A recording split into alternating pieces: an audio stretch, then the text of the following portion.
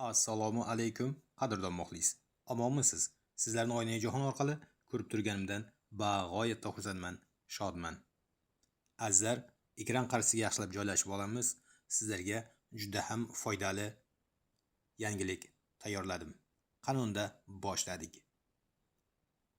Daryo.uz xabar berishicha, O'zbekistonda 2026-yil 1-fevraldan yoshlarga ijtimoiy yordam yangi shartlar asosida beriladi. Prezidentning Yoshlar daftari jamg'armalari orqali ijtimoiy yordam ko'rsatish tizimini yanada takomillashtirish to'g'risidagi farmoni qabul qilindi. Bu haqda Adliya vazirligi xabar qildi. Uning asosiy maqsadlari etib 16 ming nafar yoshlar daftariga kiritilgan yoshlarning doimiy daromad manbaiga ega bo'lishiga ko'maklashish.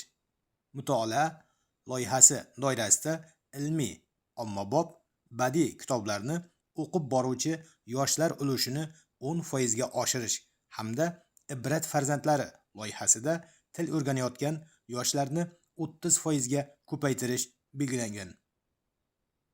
2026-yil 1-fevraldan belgilangan ijtimoiy yordam turlari kambag'al oilalar reyestriga kiritilgan oila yoshlariga ijtimoiy shartnoma orqali uzluksiz ta'lim olish, unda ijtimoiy ko'rsatkichlarga erishish, volontyorlik bilan shug'ullanish va 5 tashabbus olimpiadasi loyihasida qatnashish kabi shartlar bilan beriladi. Ijtimoiy shartnoma shartlari bajarilmagan taqdirda bosqichma-bosqich quyidagi choralar qo'llanadi. Shartlarni 15 kun ichida bajarish to'g'risida ogohlantirish. Yordam miqdorini 15% dan 30% gacha kamaytirish. Ijtimoiy yordam ko'rsatishning bir oydan 6 oygacha vaqtinchalik to'xtatish. Shunday yordamni 1 yil va undan ortiq muddatga to'xtatish. Shartnoma shartlarini kamida 6 yuqori darajada bajarganlarga esa imtiyozli ravishda navbatdan tashqari ijtimoiy yordam ko'rsatiladi. Ularning eng yaxshi 1000 nafari har yili bir marta BHMning 3 baravari miqdorida pul bilan mukofotlanadi.